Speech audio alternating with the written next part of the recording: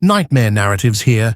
I've put a lot of care into bringing these classics to you, and I'd love to know where you're listening from.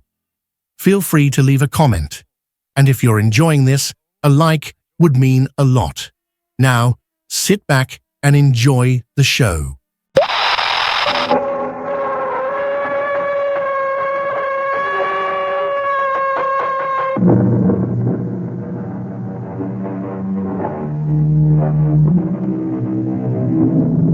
Come in. Welcome. I'm E.G. Marshall. Do come in. Make yourself comfortable because I'm going to tell you a nice, quiet little ghost story. Nothing to frighten you. Not badly, at any rate. Nothing to make you run screaming into the street. No, the most this ghost story can do is make you snuggle down deeper under the covers and reach out for a hand to hold. A hand, I trust, that is firm and warm, not clammy and cold. Our mystery drama, The Phantom Lullaby, was written especially for the Mystery Theater by Elspeth Eric and stars Rosemary Murphy and Arnold Moss.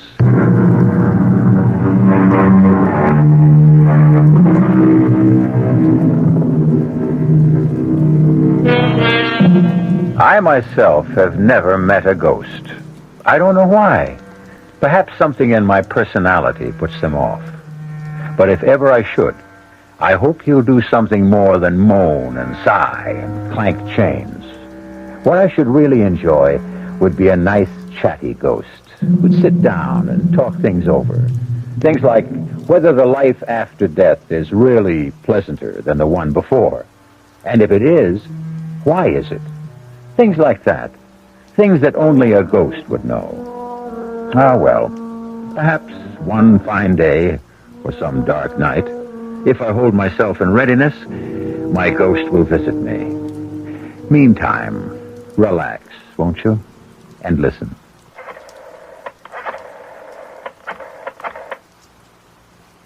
Hello? Intercoastal Airlines? Well, can you tell me if Flight 509 from New York is on time? Yeah, I'll hold on. Ellen's room is finished. Good. I've ordered new curtains. Oh, I hope she likes her room. Oh, I'm sure she will. I'm sure she... yes? Oh, it is? Well, good. Thank you very much. The plane's on time. You better get started then. Yeah. Don't be nervous. I'm not nervous. It'll only make her nervous if you're nervous. What are you looking in the closet for? My overcoat. It's on the chair. Oh. She's only been away 4 days. It's not a question of how long she's been away. It's what she went away for. I know that. Well, then why say a foolish thing like only 4 days? Please, I'm nervous too. Well, what do you think you're doing now? This couch shouldn't be here. It should be over there. That's an 8-foot couch. Don't try to move it by yourself. I can do it. Let me have the superintendent, please. Emily, will you stop that? I'd help you, but I have to get going. I don't want Ellen standing around the airport. Hello? This is Mr. King, Penthouse B. Yeah, we just moved in. We're not quite settled in yet, and I have to go to the airport to pick up my daughter. Could you possibly help my wife move a few pieces of furniture? No, we want the place to look extra nice. Our daughter's never seen it, and... Oh, that's great. That's just great. Thank you very much. He'll be up in a couple of minutes. Howard, do you think Ellen will like this apartment? Well, I certainly hope so. It's costing an arm and a leg. But with the terrace and everything, her own bathroom, a real dining room. The idea is to give her a change, new surroundings, blot out everything that happened. As if a terrace and her own bathroom could take her mind off that terrible man. Well, they'll help.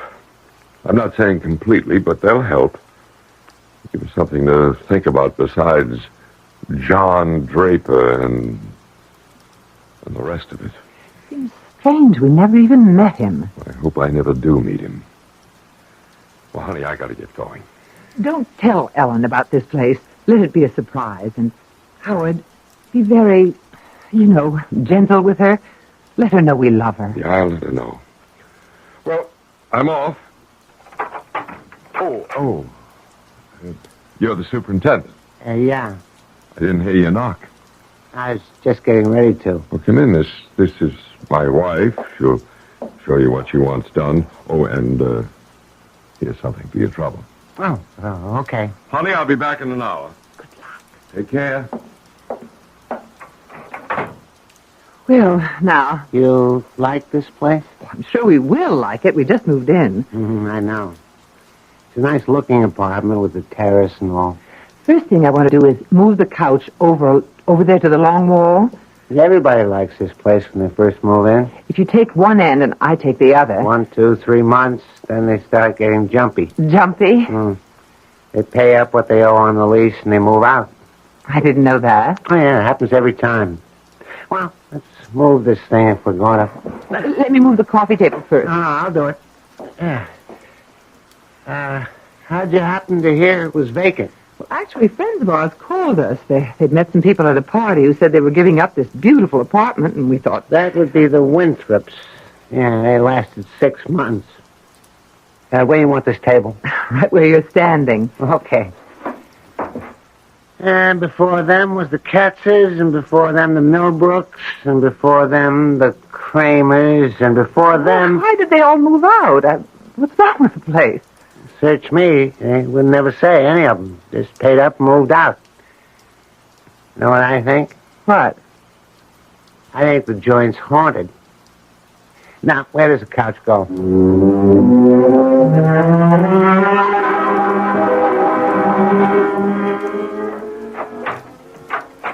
Enter, young lady. Ellen.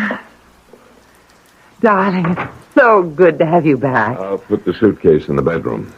When you see your bedroom, darling, make allowances for the curtains. I had to put up your old ones, and they're too short, but I'm expecting new ones, maybe today.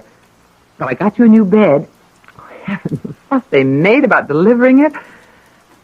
So, what do you think? Do you like the apartment? It's very nice.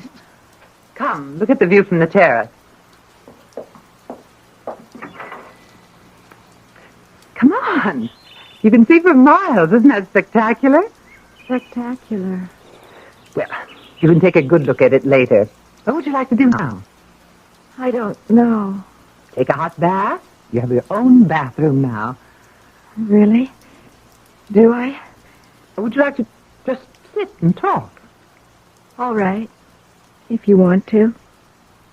Ellen, was the operation very bad? You mean the abortion? No.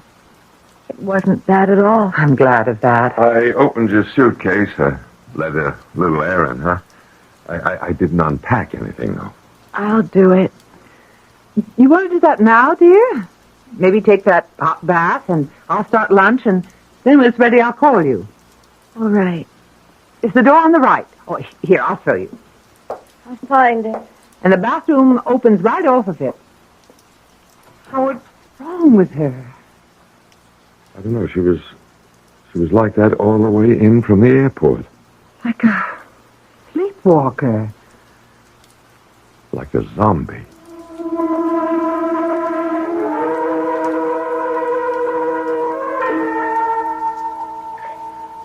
Howard? I'm making us a drink. We need it. How is she? I guess she's all right. Here's your drink. She's lying on the bed, just staring at the ceiling. I spoke to her, but she didn't answer me. So I didn't bother her. That horrible man, he did this to her. I wish she'd talked to me about him. But she never did say much, except that she was seeing him a lot. And then when she told me she was pregnant, she said he didn't want to marry her, so she guessed she'd have an abortion. Just like that. Things have changed, so. The young people nowadays. And the parents nowadays. I guess so. I should have insisted. I should have put my foot down, absolutely insisted. Insisted on what? Well, at least on meeting the guy, at least that. It's not the way things are done these days. Well, they should be. Look, do you think I ought to get in touch with him now? Now? It's too late Well, we now. can't just leave her the way she is, walking around like an automaton. Maybe he could... Oh, I don't know. Maybe he could snap her out of it or something.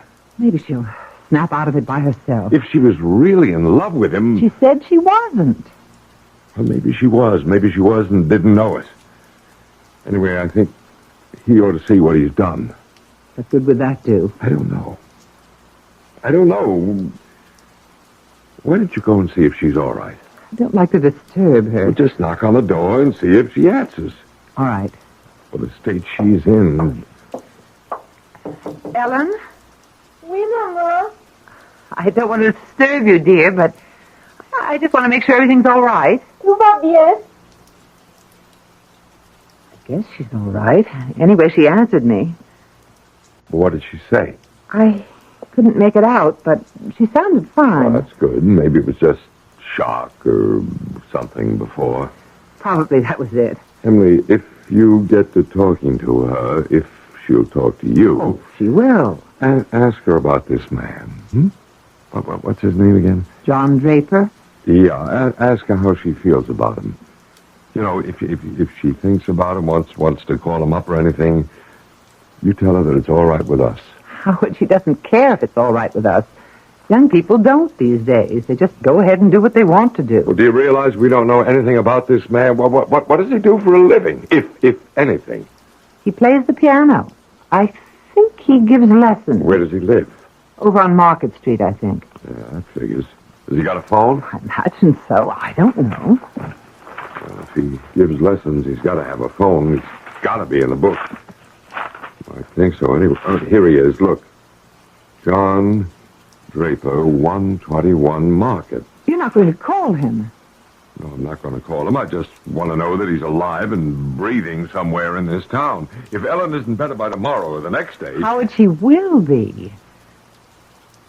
Go knock on the door again, will you? What'll I say? Say anything. Say we're having a drink out here. Why doesn't she join us? All right, if you say so. But keep it light and, you know, cheerful. Ellen, dear, your father and I are having a drink. Don't you want to join us? Oh, maintenant. How's that, dear? Je suis occupée. Well, whenever you're ready, we'd love to have you. I think a drink would do you good. Whenever you're ready. I guess she's all right. Did she say she was all right? I don't know what she said. What do you mean you don't know what she said? Ellen. Are you all right, baby? Je regrette, mais je ne peux pas vous joindre pour le moment. Je dois m'occuper de petit garçon. Excusez-moi, s'il vous plaît. Howard. Why, I didn't know she could speak French. She can't. Well, she just did. I understand enough French to know that. What did she say? Could you tell? Well, she said she couldn't join us just now because she had to take care of the little boy. Do you agree with Anthony Trollope that the chief duty a parent owes a child is to make the child happy? I think I do. And I think in their more beneficent moods, most people do. Why, then, are there so many bitterly unhappy children?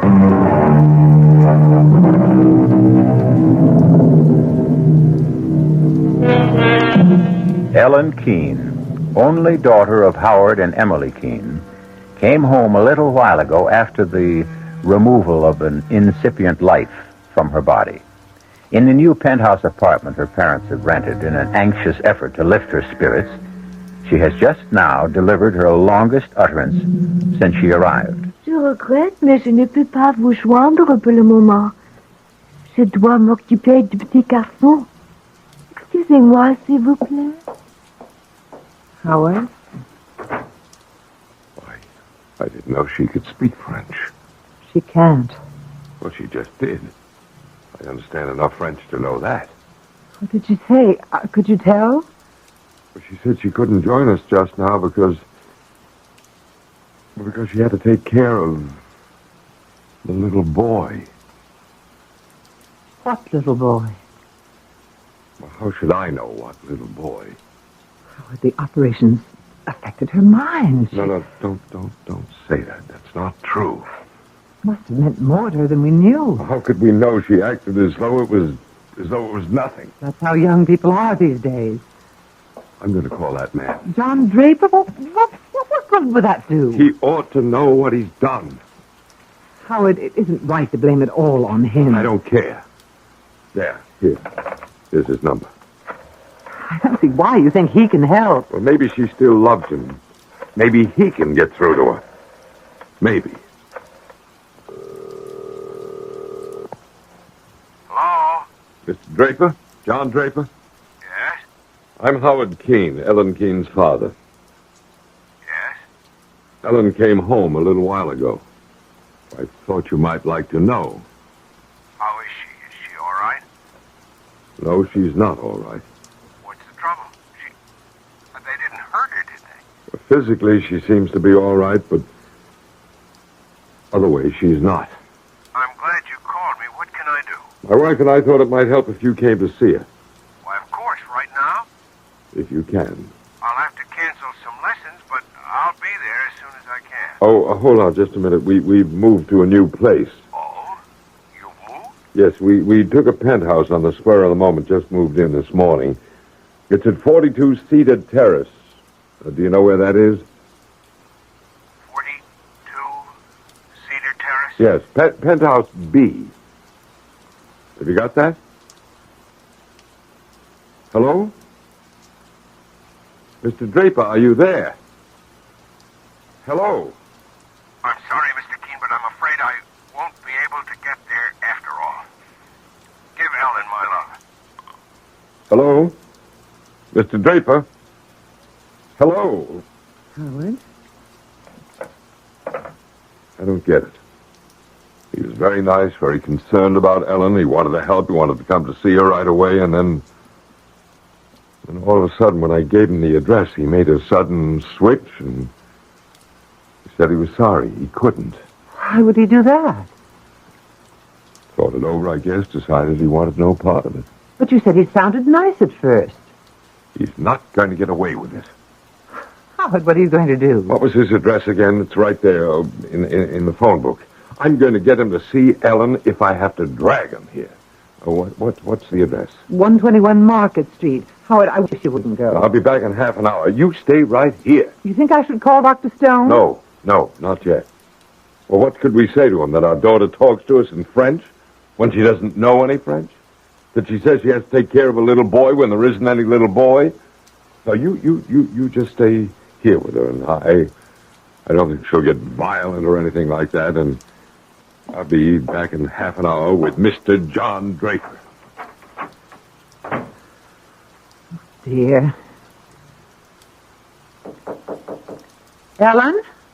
Ellen, honey? Ellen, don't you want to come out now and have some lunch? I could fix us both a sandwich and some soup. Je suis occupée. We haven't had a chance to talk. Pardon, maman. You're sure you're all right? Tout va bien, maman. That's the phone buzzer from downstairs, dear. I have to answer it. Yes? This is Super, Mrs. Keene. I got a big package down here for you. Package? What kind of package? It's big. It's from, Standish Decorators. Oh, it must be the curtains for my daughter's room. You want me to bring it up? Yes. Would you please? Yeah, I'll be right up. Thank you. Ellen, darling? Ellen, the curtains for your room have come. Remember I told you I ordered new ones? What do you think? Shall we take down the old ones and put up the new ones? I'm dying to see how they look. Ellen, dear? Ellen? Voilà, mon petit. Ne pleure pas, mon petit. Ellen?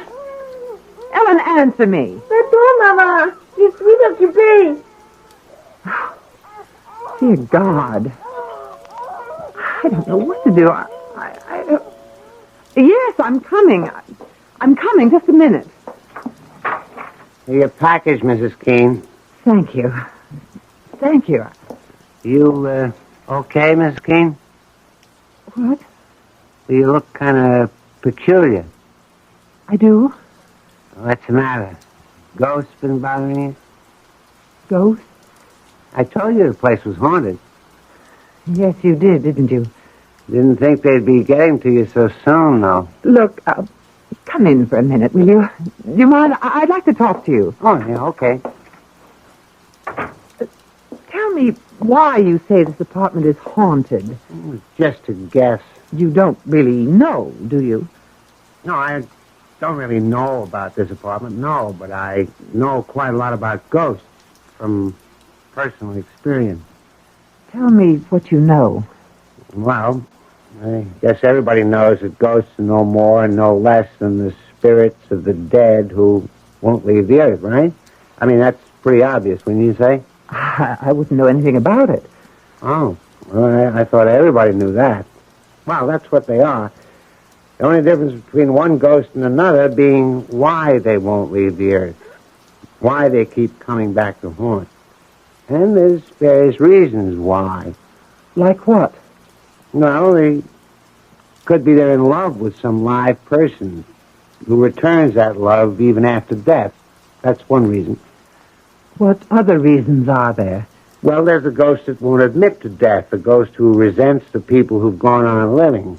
Now, this, generally speaking, is the ghost of some person who is used to lording it over everybody in life and comes back to try to lord it over them some more. That's another reason for ghosts. What other reasons? Then there's the kind that just can't understand how it happened. Oh, what happened? Death. Their own death. That's the kind of ghost I understand very well. My sister's one of those. You mean your sister doesn't understand how she happened to die? Is that what you mean? She was 12 years old. She was on her way to school. And a car came along with a drunken driver behind the wheel, and the car swerved up on the sidewalk and killed her. She never knew what happened. Before she knew anything, she was dead. And her ghost comes back? Every night. Every night I wake up and hear crying. What do you do? I try to explain it to her, but what can I say? It doesn't make any sense. Drunk in a car and her on her way to school.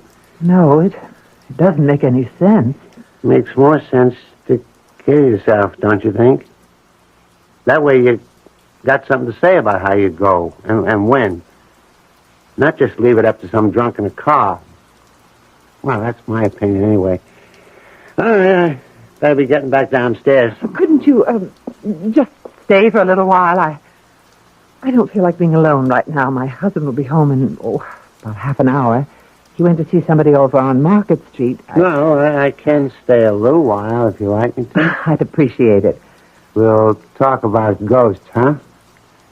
That's my favorite topic. Ghosts.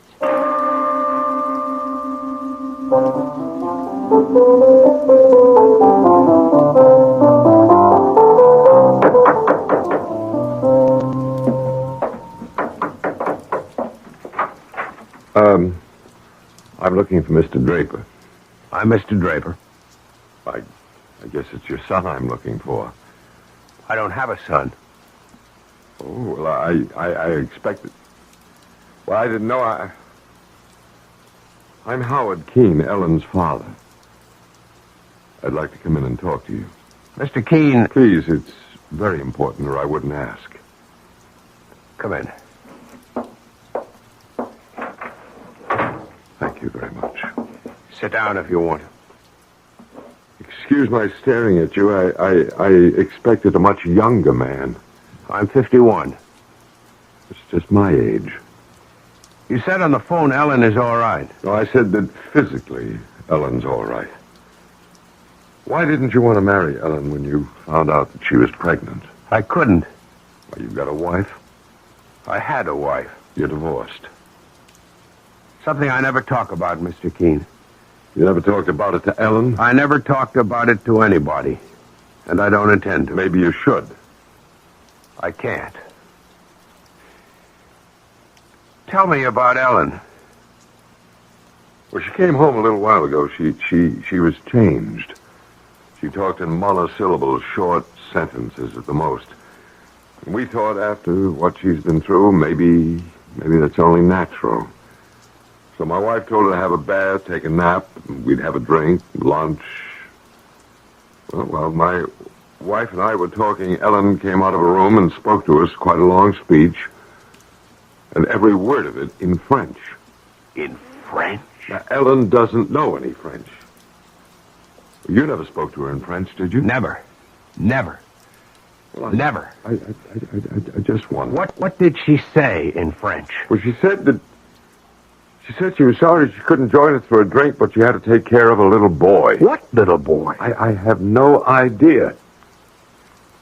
Mr. Keene, after an operation like the one Ellen had, don't you think it's possible that it's bound to have an effect on a woman, on her emotions, for a while anyway?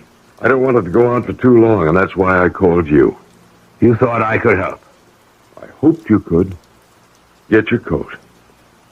I've got a cab waiting outside.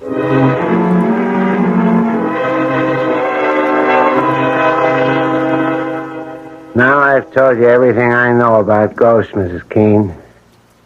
Have you seen the one that's haunting this place? No. I'm not even sure there is one. Well, I'll be getting on downstairs if you don't need me for anything. Well, if you could, I'd really appreciate your helping me put these curtains up. If you have the time. Oh, yeah, I've got a few minutes. They're for my daughter's room. I'm not sure we should go in there. She's been resting. I'll tell you what, I'll knock on her door. If she's up, I know she'd love to see the curtains. Ellen, dear, it's Mother. The superintendent is here, and if it's all right with you, we'd like to put up the new curtains. You know, I told you before they just came from the shop. Ellen, dear, I'm going to open the door and come in because I think you've been by yourself long enough. I really do. Ellen? Oh! What's the matter? Oh! Keene, what? Good Lord. She's not moving. She's not breathing. Her eyes are wide open. She's dead. She's not dead. Don't say such a thing. Don't you dare say such a thing. Mrs. Keene, what are you doing? Calling the doctor, you fool. Doctor won't do any good. She's dead.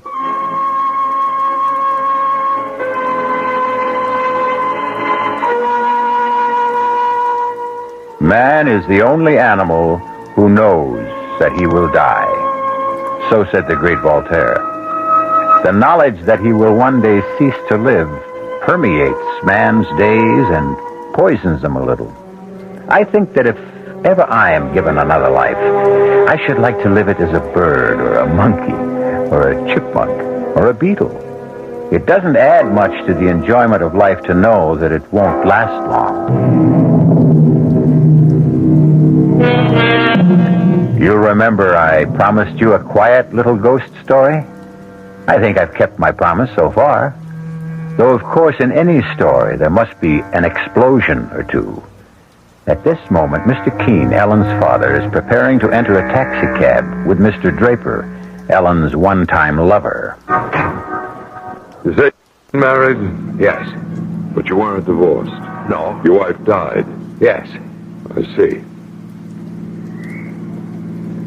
How long ago was that? What? How long ago did your wife die? 25 years ago. You and your wife have any children? Yes. One. Where is the child? Dead. At birth? No. I feel a little bit like a heel asking you all these questions, but I'm concerned about my daughter. I'm concerned, too, or I wouldn't have come with you. I understand. I think I understand. You've never wanted to get married again, is that it? Never. Even after all these years? I met my wife in Europe towards the end of the war. The big war. I'd been doing very well in business. I was on my way to making it big when I got drafted. I didn't like being drafted, but I went anyway, and she She was the one bright spot in an otherwise drab and miserable Army career. I brought her back here. She had a child, and they both died. I stopped making money. I started playing the piano, and I have been at it ever since then. But you were in love with Ellen. I hope you don't mind my asking. I don't know what that means, to be in love. I'm not saying there's no such thing, but if there is, I've forgotten, or I never knew what it's like. I'm very sorry for you. It's very kind of you, but don't bother. Cedar Terrace is the next right turn, driver. Are we nearly there? Next right, about half a mile. My wife and I just moved in. We wanted to do something to Ellen. We heard through friends about this marvelous apartment that was suddenly available, a penthouse of all things. Penthouse B, you said? Yeah, we took it on an impulse, thinking it'd be something for Ellen to come home to take her mind off everything, you know, what she'd been through. And did it? Well, no. No, she's hardly said a word about the place since I brought her home from the airport. She's hardly said anything about anything. Just a few words of French, and that one thing about not being able to have a drink with us before lunch because she had to look after a little boy. How could she speak French when she doesn't know any French? And what little boy did she have to look after? I don't understand any of it, not any. Hold on. We're almost there. Maybe Ellen will be all right, more of herself anyway, and then you can ask her. You just hang in there for a couple of minutes more.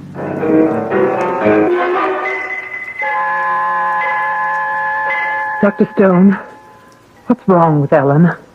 Mrs. Keene, I can't detect any vital signs at all. I hesitate to pronounce her dead, but what can I say? I can find no pulse, no heartbeat, no reflexes. I've done everything I can think of. Injection, massage. She's not dead. Tell me she's not dead. Like you, I refuse to conclude that at the moment. But if your daughter is alive, Mrs. Keene, she is in the deepest coma I've ever encountered. It's as though she were not in or out of this world at all.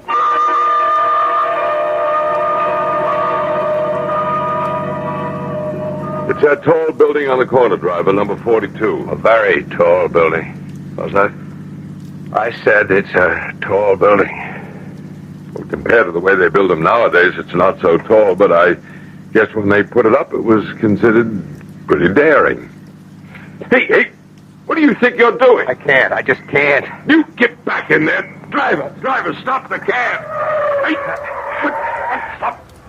You can't go up there. I can't. I don't care if you can or can't. You're going to. Now, march. Don't you try anything now. I got hold of you. I can't do it. You let me pay the cab. Here you are, driver. Now you get going. Mr. Keene, I know you think this is very strange. You bet I think it's very strange. I can explain. After you've seen my daughter, you can explain. Now you get in the elevator there. Right now, Ellen's the only one I'm interested in. Push that button that says penthouse.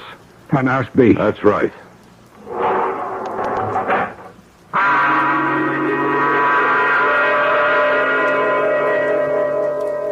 Mrs. Keene, if Ellen isn't dead, and I'm still not convinced, then she's either in a very, very deep coma or... Here I'm getting into territory that I don't understand at all. She's in a trance. Trance? We hear of these things, people who can control their body functions.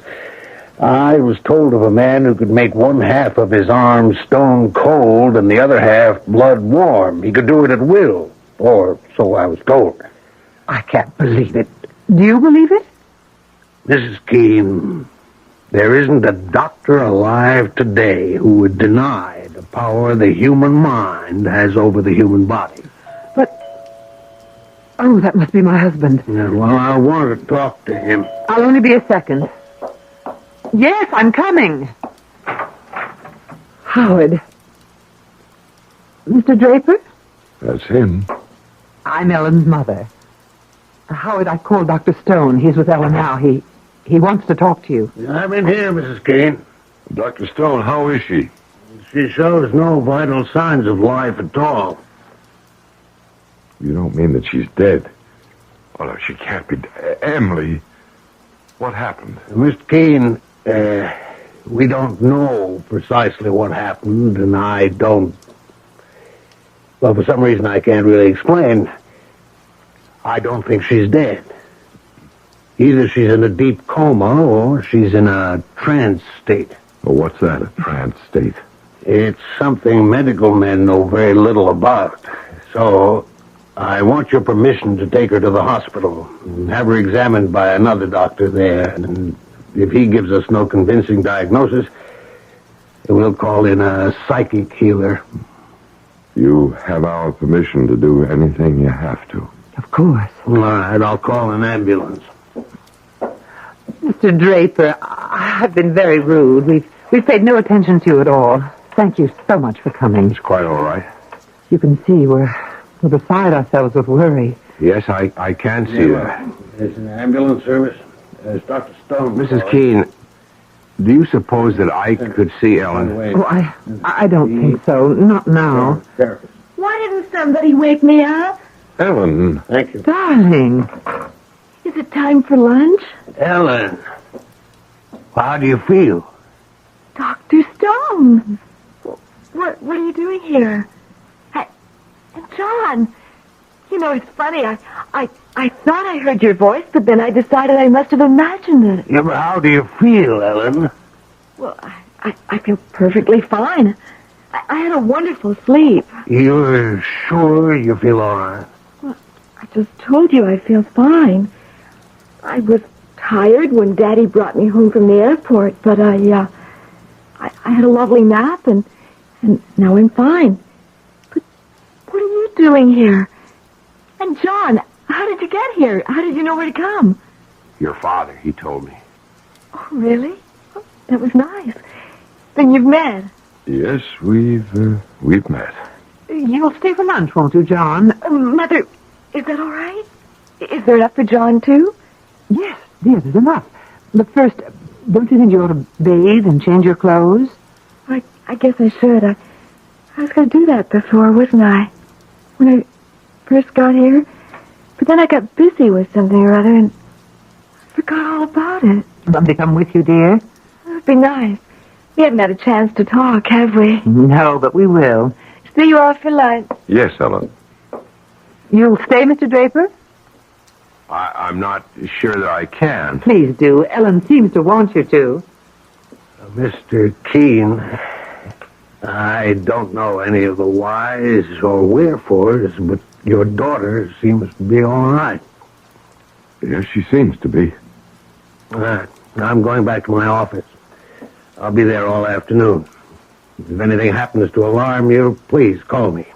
I can be here in 5 minutes. Thank you, Dr. Stone. No, don't bother to come to the door. I'll let myself out. I'm glad she's all right. I suppose you don't believe there was ever anything wrong. I don't know. After all, you didn't see her when she was, well, the way she was. I know your daughter very well, Mr. Keene. I know what a sensitive girl she is. I told you in the taxi that I didn't believe I knew the meaning of being in love. Now I'm not so sure. I think I was, in my own neurotic way, in love with Ellen. We were very close. Well, why did you make such a fuss about coming here? Why did you try to jump out of the camp? What was that all about? I had been here before. When? When were you ever here? I used to live here. In this apartment? At House B, yes. When was this? 25 years ago. You lived here with your wife, Huh? And your child? Yes. And your child was a little boy? Yes. How old was the child when he died? 2 years And your old. wife, how old was she? 21. They both died while you were living here. I can see why you wouldn't want to come with me. It's not just that they died. Well, what was it? It was the way they died. Tell me about it.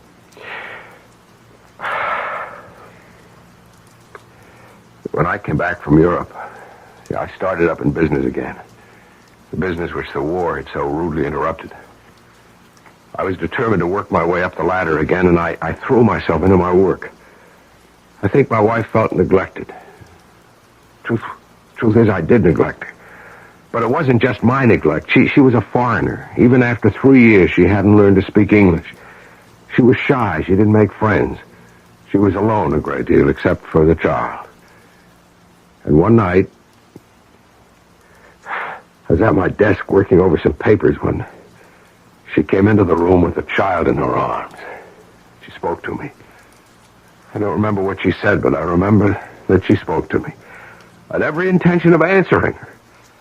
But I didn't want to be bothered at that precise moment. Half a minute later, I turned around and she wasn't there. She had jumped from the terrace. She had jumped from the terrace with the child in her arms. Good Lord. Do you think it's possible? I know how far-fetched it sounds, but is it possible that the little boy Ellen told us she had to look after was the ghost of your son? I don't know what else to think. Do you? Tell me something. What nationality was your wife? My wife is French.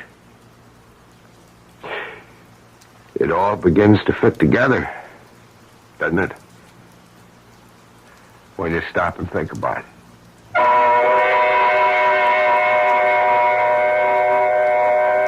When you stop and think about it. You don't want to stop and think about it? That such things don't bear thinking about? All right. Don't stop. Go right on doing the things you've always done. Waking in the morning, putting in the hours until it's time to go to sleep again. Don't, for an instant of your busy day, think about such things. But that won't make the things go away. Now will it?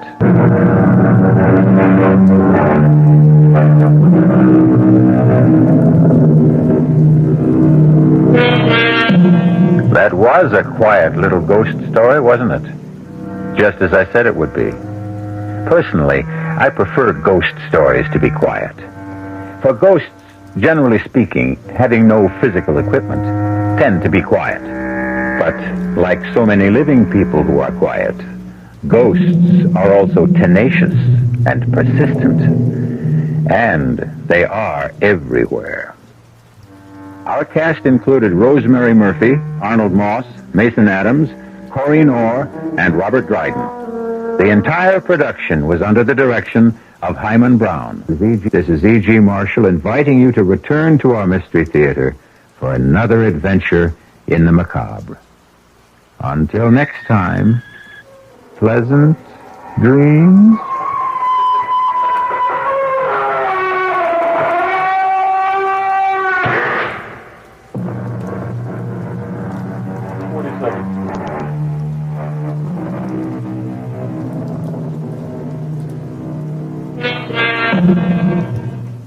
I'd love to know where you're listening from. Feel free to leave a comment, and if you're enjoying this, a like would mean a lot.